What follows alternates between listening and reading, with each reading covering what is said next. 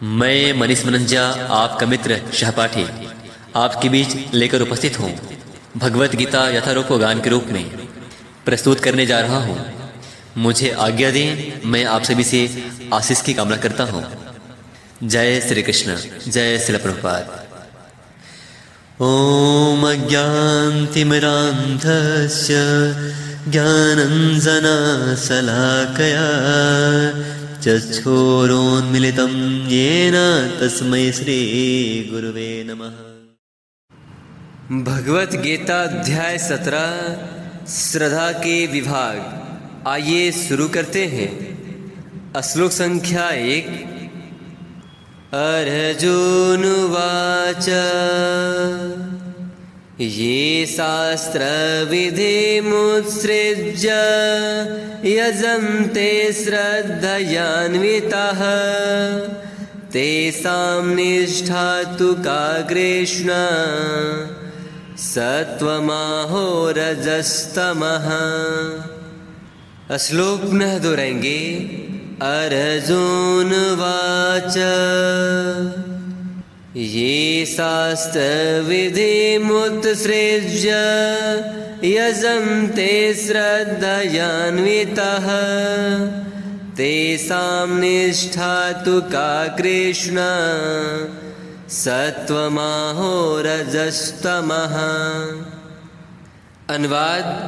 अर्जुन ने कहा, हे कृष्ण, जो लोग शास्त्र के नियमों का पालन न करके अपनी कल्पना के अनुसार पूजा करते हैं, उनकी स्थिति कौन सी है? वे सतोगुणी हैं, रजोगुणी हैं या तमोगुणी? भगवत गीता अध्याय 17 श्लोक संख्या 2। श्री भगवानुवाच त्रिविधा भवति श्रद्धा देहिनां सा स्वभावजा सात्विकी राजसी चैव तामसी चेति तां शृणु। श्लोक पुनः दोहराएंगे। श्री भगवानुवाच त्रिविधा भवति श्रद्धा देहिनां सा स्वभावजा सात्विकी राजसी चैव तामसी चेति तां शृणु। अनुवाद। भगवान ने कहा, देहधारी जीव द्वारा अर्जित गुणों के अनुसार उसकी श्रद्धा 3 प्रकार की हो सकती है, सतोगुणी, रजोगुणी अथवा तमोगुणी। अब इसके विषय में मुझसे सुनो। भगवत गीता अध्याय 17 श्लोक संख्या 3। सत्त्वानुरूपा सर्वस्य श्रद्धा भवति भारत श्रद्धामयोऽयं पुरुषो यो यच्छ्रद्धः स एव सः। श्लोक पुनः दोहराएंगे। सत्त्वानुरूपा सर्वस्य श्रद्धा भवति भारत श्रद्धामयोऽयं पुरुषो यो यच्छ्रद्धः स एव सः। अनुवाद। हे भरतपुत्र, विभिन्न गुणों के अंतर्गत अपने अपने अस्तित्व के अनुसार मनुष्य एक विशेष प्रकार की श्रद्धा विकसित करता है। अपने द्वारा अर्जित गुणों के अनुसार ही जीव को विशेष श्रद्धा से युक्त कहा जाता है। भगवत गीता अध्याय 17 श्लोक संख्या 4। यजन्ते सात्विका देवान्या शरच्छांसि राजसाः प्रेतान् भूतगणांश्चान्ये यजन्ते तामसा जनाः। श्लोक पुनः दोहराएंगे। यजन्ते सात्विका देवान्या शरच्छांसि राजसाः प्रेतान् भूतगणांश्चान्ये यजन्ते तामसा जनाः। अनुवाद। सतोगुणी व्यक्ति देवताओं को पूजते हैं, रजोगुणी यक्षों व राक्षसों की पूजा करते हैं और तमोगुणी व्यक्ति भूत प्रेतों को पूजते हैं। भगवत गीता अध्याय 17 श्लोक संख्या 5 और 6। अशास्त्र विहितं घोरं तपयन्ते ये तपो जनः दम्भ अहंकार संयुक्तः कामराग बलान्वितः। श्लोक पुनः दोहराएंगे। अशास्त्र विहितं घोरं तपयन्ते ये तपो जनः दम्भ अहंकार संयुक्तः कामराग बलान्वितः। कर्षयन्तः शरीरस्थं भूतग्रामं चेतसः मां चैवान्तः शरीरस्थं तान् विद्या आसुरनिश्चयान्। श्लोक पुनः दोहराएंगे।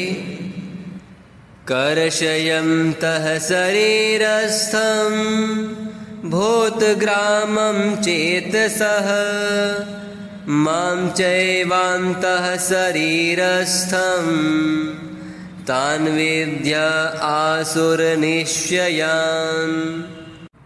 अनुवाद।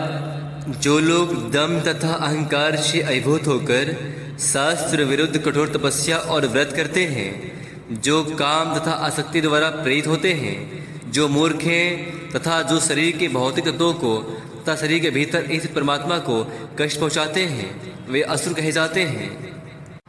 भगवत गीता अध्याय 17 श्लोक संख्या 7। आहारस्त्वपि सर्वस्य त्रिविधो भवति प्रियः यज्ञस्तपस्तथा दानं तेषां भेदमिमं शृणु। श्लोक पुनः दोहराएंगे।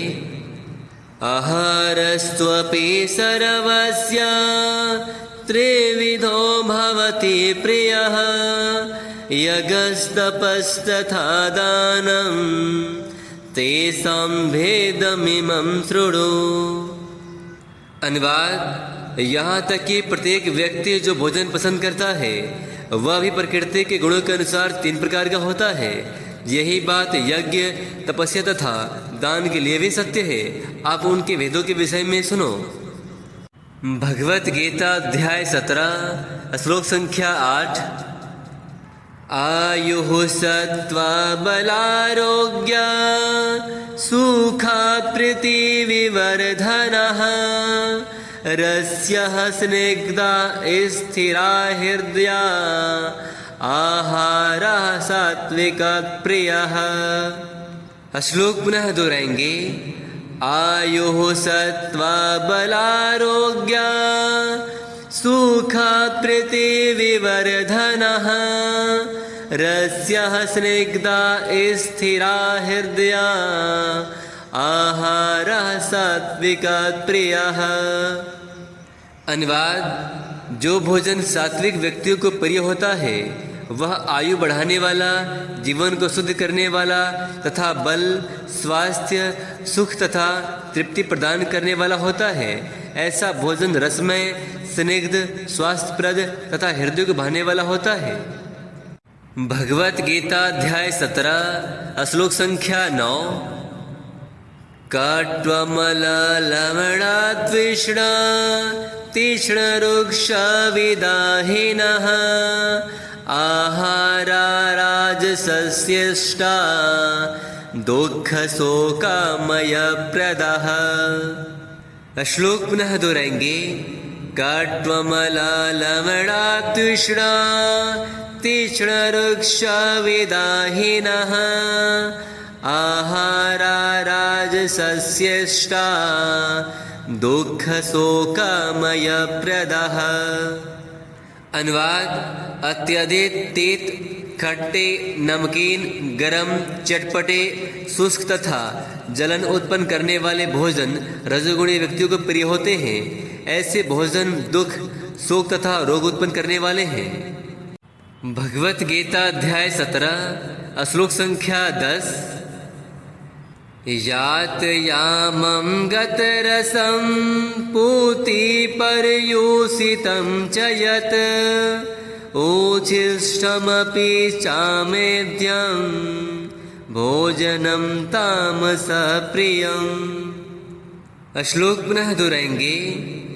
यातयामं गतरसं पूतिपर्युषितं च यत् उच्छिष्टमपि चामेध्यं भोजनं तामसप्रियम्। अनुवाद: खाने से 3 घंटे पूर्व पकाया गया स्वादहीन, वियोजित एवं सड़ा, जूठा तथा अस्पर्श वस्तुओं से युक्त भोजन उन लोगों को प्रिय होता है जो तामसी होते हैं। भगवत गीता अध्याय 17 श्लोक संख्या 11। अफलाकांक्षीभिर्यज्ञो विधिदिष्टो युज्यते यष्टव्यमेवेति मनः समाधाय स सात्विकः। श्लोक पुनः दोहराएंगे। अफलाकांक्षीभिर्यज्ञो विधिदिष्टो युज्यते यष्टव्यमेवेति मनः समाधाय स सात्विकः। अनुवाद: यज्ञों में वही यज्ञ सात्विक होता है जो शास्त्र के निर्देशानुसार कर्तव्य समझकर उन लोगों के द्वारा किया जाता है जो फल की इच्छा नहीं करते। भगवत गीता अध्याय 17 श्लोक संख्या 12। अभिसंधाय तु फलं दम्भार्थमपि चैव यत् युज्यते भरतश्रेष्ठ तं यज्ञं विद्धि राजसम्। श्लोक पुनः दोहराएंगे। अभिसंधाय तु फलं दम्भार्थमपि चैव यत् युज्यते भरतश्रेष्ठ तं यज्ञं विद्धि राजसम्। अनुवाद: लेकिन हे भरत श्रेष्ठ, जो यज्ञ किसी भौतिक लाभ के लिए या गर्ववश किया जाता है उसे तुम राशि जानो। भगवत गीता अध्याय 17 श्लोक संख्या 13। विधिहीनं सृष्टानं मंत्रहीनं दक्षिणं श्रद्धाविरहितं यज्ञं तामसं परिचक्ष्यते। श्लोक पुनः दोहराएंगे।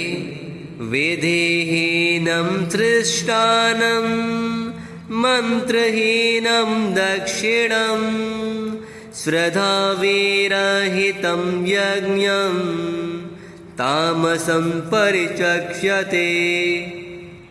अनुवाद: जो यज्ञ शास्त्र के निर्देशों की अवहेलना करके प्रसाद वितरण किए बिना, वैदिक मंत्रों का उच्चारण किए बिना, पुरोहितों को दक्षिणा दिए बिना तथा श्रद्धा के बिना संपन्न किया जाता है वह तामसी माना जाता है। भगवत गीता अध्याय 17 श्लोक संख्या 14।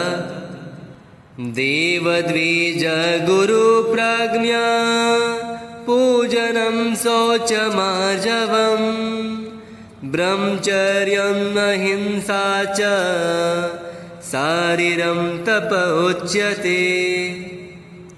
श्लोक पुनः दोहराएंगे।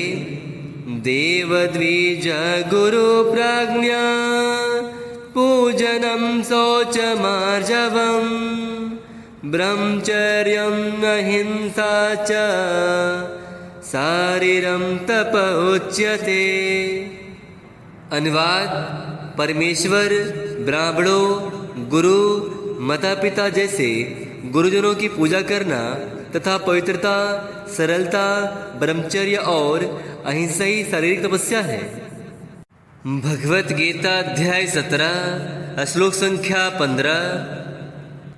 अनुद्वेगकरं वाक्यं सत्यं प्रियहितं च यत् स्वाध्यायाभ्यसनं चैव वाङ्मयं तप उच्यते।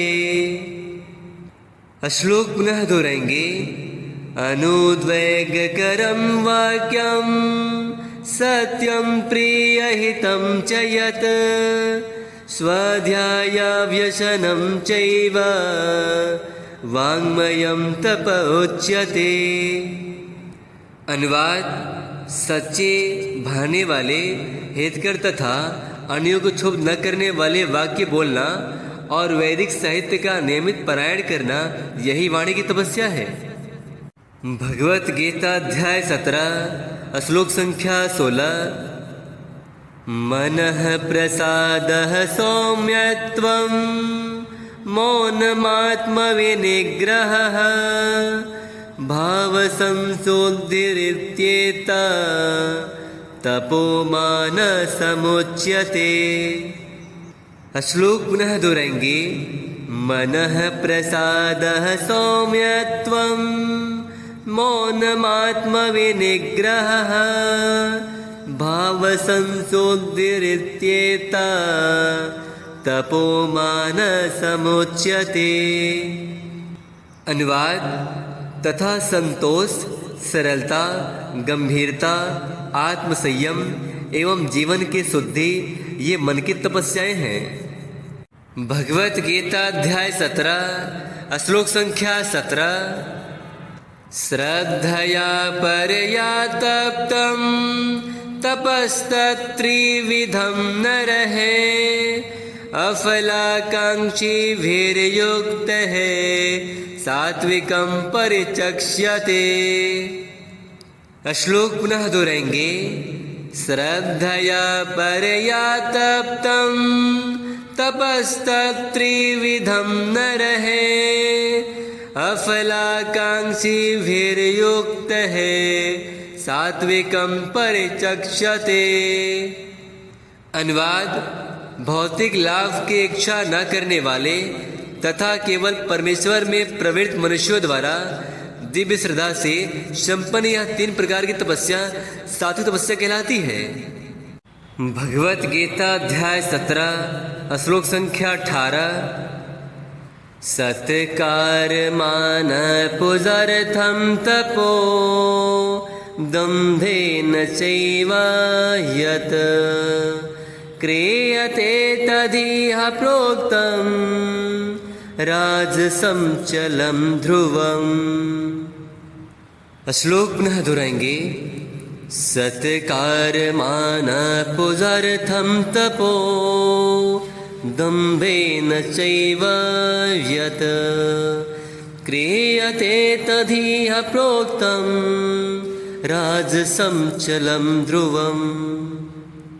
अनुवाद: जो तपस्या दम पूर्वक तथा सम्मान, सत्कार एवं पूजा कराने के लिए संपन्न की जाती है, वह राजसी कहलाती है। यह न तो अस्थायी होती है न शाश्वत।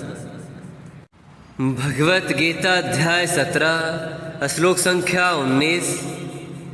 मूढ़ग्राहेणात्मनो यत्तपीडया क्रियते तपः परोस्योतसाधनार्थं वा तत्तामसामुदाहृतम्। श्लोक पुनः दोहराएंगे।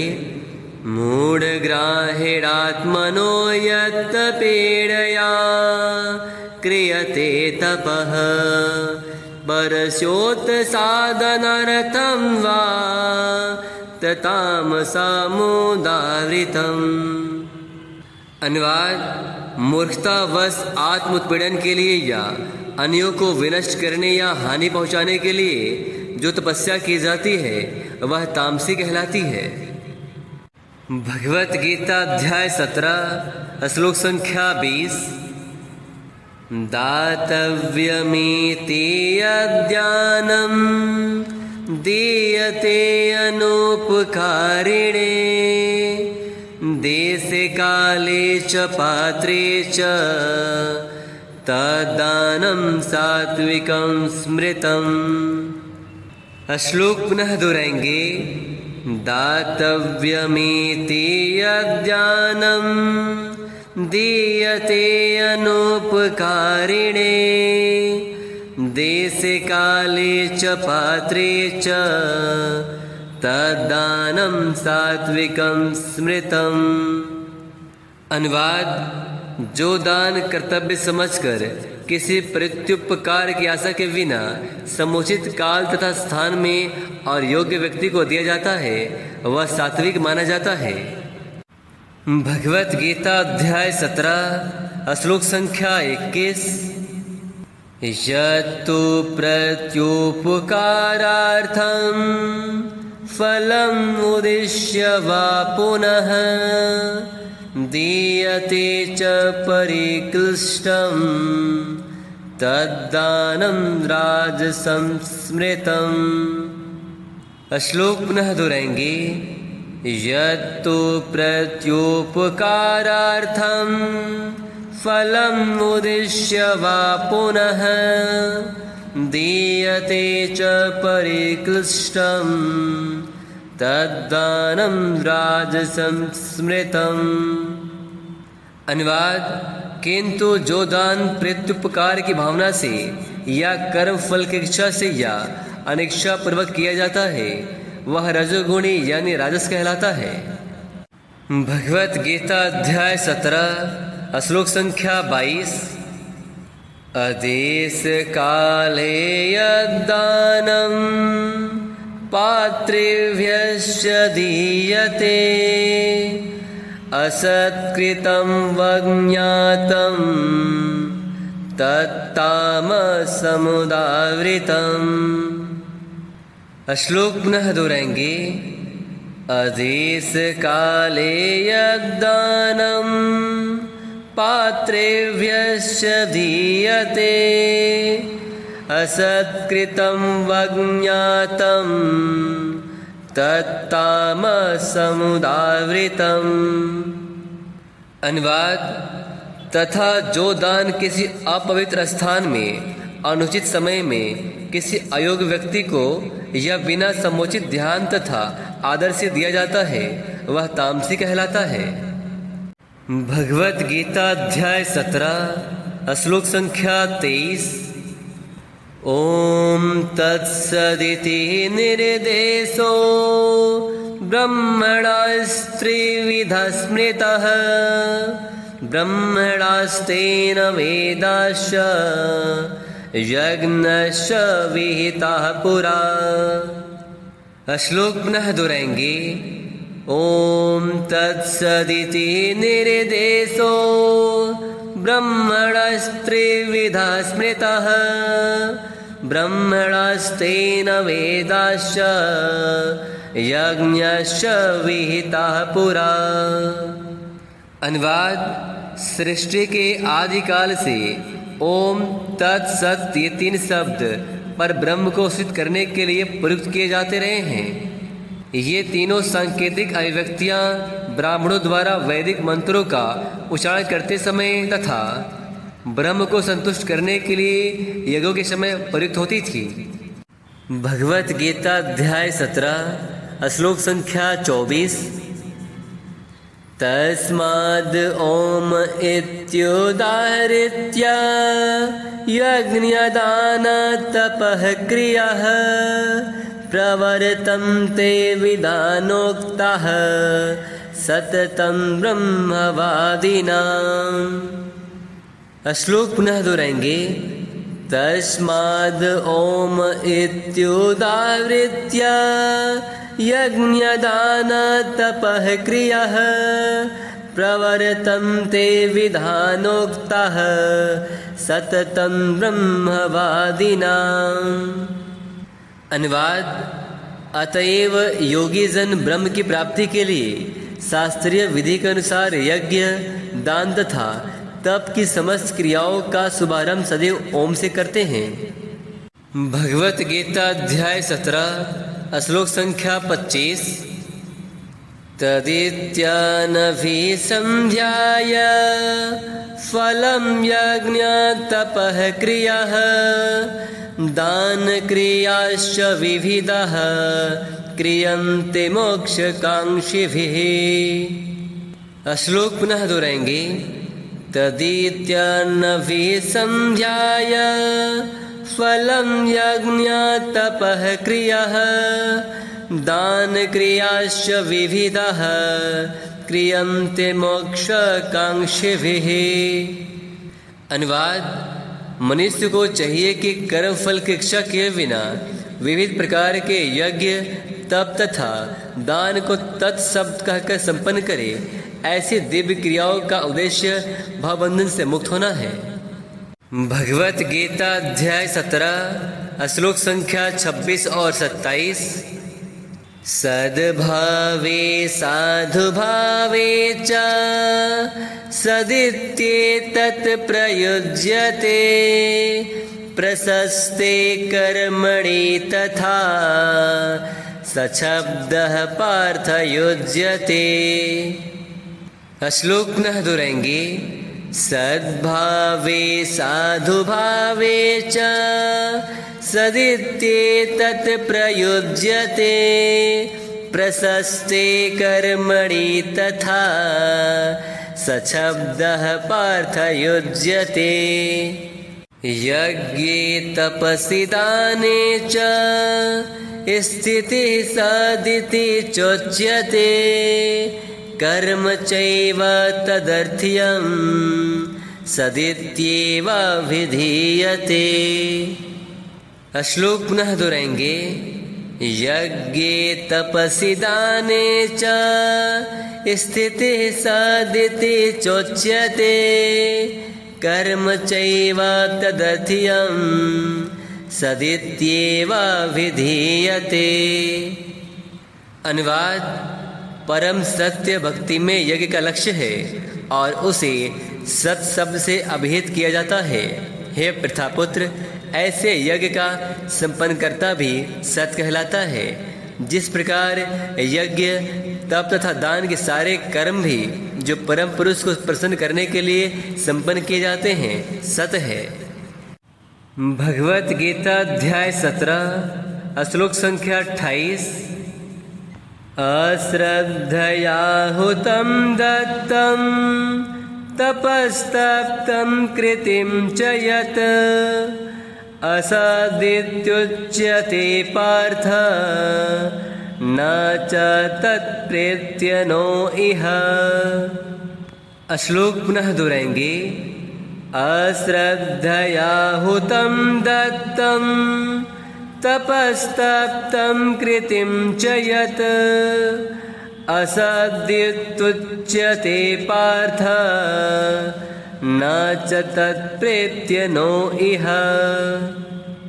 अनुवाद: हे पार्थ, श्रद्धा के बिना यज्ञ, दान या तप के रूप में जो भी किया जाता है वह नश्वर है, वह असत कहलाता है और इस जन्म तथा अगले जन्म दोनों में ही व्यर्थ जाता है।